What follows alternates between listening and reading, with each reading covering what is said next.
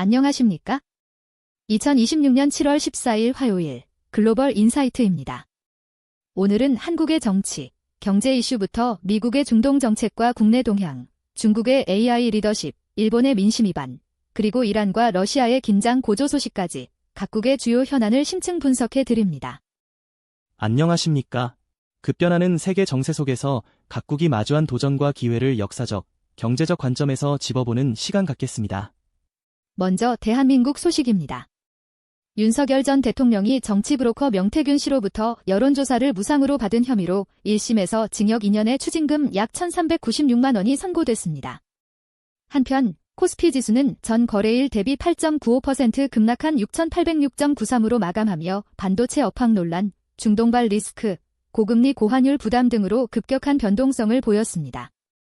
이재명 정부의 3대 메가 프로젝트는 참여연대를 포함한 136개 시민사회단체로부터 유례없는 개발 폭주라는 비판을 받으며 전면 재검토가 촉구되고 있습니다. 박 작가님, 이러한 국내 이슈들이 한국 사회에 어떤 파장을 가져올까요? 재미있는 건 윤석열 전 대통령의 1심 판결이 김건희 여사의 무죄 판결과 충돌하며 사법부의 판단을 둘러싼 논란이 가중되고 있다는 점입니다. 이는 과거 권력자의 사법 리스크가 항상 사회적 갈등을 심화시켰던 역사적 패턴과 유사합니다. 코스피의 급격한 하락은 1997년 외환위기나 2008년 금융위기 당시의 시장 불안감을 연상시키며 복합적인 대외 리스크와 국내 것이 경제 불안 요인이 겹쳤다는 점에서 특히 주의 깊게 봐야 합니다. 여기에 3대 메가 프로젝트에 대한 시민사회의 반발은 과거 새만금 사업이나 4대강 사업처럼 대규모 국책 사업이 환경, 농민 생존권, 노동권 등 다양한 사회적 가치와 충돌할 때 발생하는 갈등 양상을 보여줍니다. 이재명 정부는 경제 활성화와 사회적 합의라는 두 마리 토끼를 동시에 잡아야 하는 시험대에 올랐다고 볼 수 있습니다. 다음은 미국 소식입니다. 도널드 트럼프 대통령은 호르무즈 해협에서 이란에 대한 해상 봉쇄를 재개하고 안전 통행료를 부과할 것이라고 발표했습니다. 유가는 이란의 컨테이너선 공격 이후 10% 가까이 상승했습니다. 마르코 루비오 국무장관은 국제형사재판소 ICC가 미국 주권에 위협을 가한다며 ICC 권한 약화를 위한 전방위 외교 캠페인을 시작했습니다. 한편 6월 미국 경제는 예상치를 밑도는 5만 7천 개의 일자리를 추가했으며 인플레이션은 관세, 중동 전쟁, AI 인프라 구축붐 등으로 지속될 전망입니다. 박 작가님, 이 소식들이 미국의 대내외 정책에 어떤 영향을 미칠까요?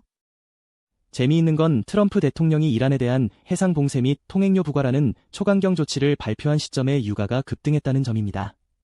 이는 마치 1970년대 오일 쇼크처럼 중동발 지정학적 리스크가 세계 경제에 미치는 직접적인 영향을 보여주는 사례죠.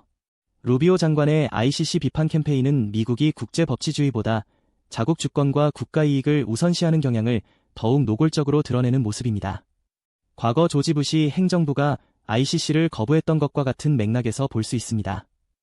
6월 고용지표 부진과 지속적인 인플레이션 압력은 과거 스태그플레이션 우려를 다시 불러올 수 있는 신호입니다. 중동 불안정은 에너지 비용을, AI 붐은 첨단 부품 비용을 끌어올려 물가 불안정을 심화시키고 연준의 통화 정책에 큰 부담을 줄 것으로 예상됩니다. 다음은 중국 소식입니다. 시진핑 주석은 오는 7월 17일부터 상하이에서 열리는 2026 세계 인공지능 대회 개막식에서 기조연설을 통해 AI 발전과 거버넌스에 대한 중국의 정책 입장을 밝힐 예정입니다.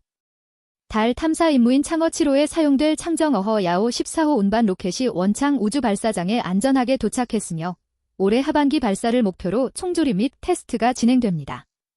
한편 국무원은 소비 확대 제15차 5개년 계획을 승인, 2030년까지 총 소비 시장 규모를 60조 위안으로 확대하는 목표를 제시했습니다. 박 작가님, 중국의 이러한 행보들은 어떤 의미를 가질까요? 재미있는 건 시진핑 주석이 세계 AI 대회에 전면에 나서면서 중국이 첨단 기술 분야에서 명실상부한 리더십을 확보하려는 야심을 보여준다는 점입니다. 이는 과거 덩샤오핑의 도광양회에서 벗어나 기술 패권 경쟁에 적극적으로 뛰어드는 새로운 중국몽의 일환으로 해석될 수 있습니다. 창어 7호 운반 로켓 도착은 중국의 우주 개발 기술이 과거 소련의 스푸트니크 성공에 버금가는 역사적 이정표를 세우고 있음을 보여주며 이는 미국과의 우주 경쟁에서도 중요한 전환점이 될 것입니다. 소비 확대 5개년 계획은 수출 중심 경제에서 내수 중심으로의 전환을 통해 안정적인 성장을 도모하려는 중국 정부의 장기 전략입니다. 과거 일본이 1980년대 내수 진작을 통해 경제 성장을 모색했던 것처럼 중국도 지속 가능한 성장 모델을 찾고 있다고 볼 수 있습니다. 다음은 일본 소식입니다. 다카이치 사나에 총리가 가구당 5,000엔의 공공요금 보조금 지급을 발표했지만 물가 상승과 엔화 약세에 비해 미미하다는 비판에 직면했습니다. FNN 여론조사 결과 다카이치 내각의 지지율은 61.6%로 3개월 연속 하락하며 역대 최저치를 기록했습니다. 한편 일본 주식시장은 중동 긴장 고조와 한국 증시 급락으로 니케이 평균이 1,315엔 하락하는 등 큰 폭의 하락세를 보였습니다. 엔화도 달러 대비 162엔을 넘어서며 수십 년 만에 최저치를 기록했습니다. 박 작가님, 이러한 경제 정치적 불안정은 일본에 어떤 의미일까요? 재미있는 건 다카이치 총리의 공공요금 보조금 정책이 오히려 민심 위반을 가속화하고 있다는 점입니다. 이는 과거 일본 정부가 경기 침체기에 내놓았던 단기적인 부양책들이 실제 생활고를 해결하지 못해 국민적 불만을 키웠던 사례와 유사합니다. 지지율 하락은 총리가 집권 초기에 강력한 리더십을 보여주지 못하고 있다는 방증이죠.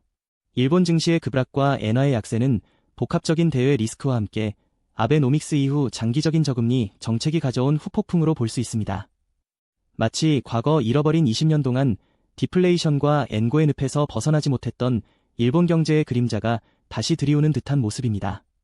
특히 엔저 현상은 1985년 플라자 합의 이후 일본 경제가 겪었던 급격한 변동성을 연상시키며 수출 기업에는 유리할 수 있으나 수입 물가 상승으로 가계 부담을 가중시키고 있습니다. 다음은 이란 소식입니다. 미국 도널드 트럼프 대통령이 이란 내 목표물에 대한 방어적 공격을 의회에 통보한 데 이어 미 중부사령부 CNTCOM은 이란에 대한 세 번째 연속 공습을 발표하며 이란군에 막대한 손실을 입히고 호르무즈 해협 통제 능력을 약화시키겠다고 밝혔습니다. 이와 함께 7월 14일 오후 4시부터 이란 항구에 대한 해상 봉쇄 및 통행 제한이 재개될 것이라고 선언했습니다. 이란 의회는 호르무즈 해협과 관련된 산보와 지속 가능한 발전을 위한 전략적 조치 법안 심사를 시작했습니다. 박 작가님, 이러한 초강경 대치 국면이 이란에 어떤 영향을 미칠까요? 재미있는 건 미국의 초강경 군사 조치와 함께 해상 봉쇄가 재개된다는 점입니다. 이는 1980년대 이란-이라크 전쟁 당시 탱커 전쟁처럼 호르무즈 해협의 국제교역로가 다시금 주요 전장이 될 수 있음을 시사하며 국제 유가와 에너지 안보에 직접적인 위협을 가합니다. 이란 의회가 전략적 조치 법안 심사를 시작한 것은 미국의 압박에 맞서 자국 안보와 주권을 지키려는 강력한 의지의 표현입니다. 과거 이란 혁명 이후 서방의 제재에 맞서 자주적 노선을 걸었던 역사와 궤를 같이 하죠. 테헤란 증시의 자본 유출과 IT 산업의 정체는 미국의 제재와 지정학적 긴장이 이란 경제와 기술 발전에 심각한 병목 현상을 초래하고 있음을 보여줍니다. 이는 외부 압력에 노출된 국가들이 겪는 고질적인 문제로 경제적 고립이 장기화될 경우 사회 전반에 걸친 피로도가 누적될 수 있습니다. 마지막으로 러시아 소식입니다. 러시아 외무부는 독일 대사를 소환해 독일이 우크라이나의 러시아 내 민간 기반 시설 공격에 연루되었다고 비난했습니다. 블라디미르 푸틴 대통령은 러시아 영토 공격에 대해 거울처럼 그러나 몇 배 더 강력한 보복 공격을 강화할 것이며 우크라이나 행동으로 인한 러시아 내 석유 제품 문제를 인정했습니다. 한편 야당 정치인 보리스 나데즈디는 소셜미디어에 알렉세이 나발리의 사진을 게시했다는 이유로 구금되었다가 풀려났으며 최근 외국 대리인으로 지정되어 선거 출마가 금지되었습니다. 박 작가님, 러시아의 이러한 대내외적 강경 행보는 어떻게 해석할 수 있을까요? 재미있는 건 러시아가 독일 대사를 소환하고 푸틴 대통령이 거울 보복을 천명하며 서방과의 대립각을 한층 더 높이고 있다는 점입니다. 이는 냉전 시대 소련이 서방의 압력에 맞서 군사적, 외교적 강경책으로 일관했던 과거사를 연상시킵니다. 우크라이나 전쟁이 장기화되면서 국내 석유 제품 문제까지 인정하는 등 전쟁의 피로도가 러시아 내부에도 누적되고 있음을 시사하죠. 야당 정치인 나데즈딘의 구금과 외국 대리인 지정은 러시아 정부가 국내 반대파를 철저히 탄압하며 권력을 공고히 하려는 의지를 보여줍니다.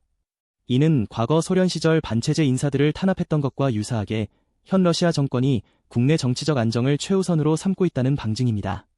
반제재 조치와 수입 품목 조정은 서방 제재에 대한 러시아 경제의 적응 노력으로 볼 수 있지만 자급자족 체제를 강화하려는 과거 소련식 경제 모델로의 회귀 가능성도 내포하고 있습니다.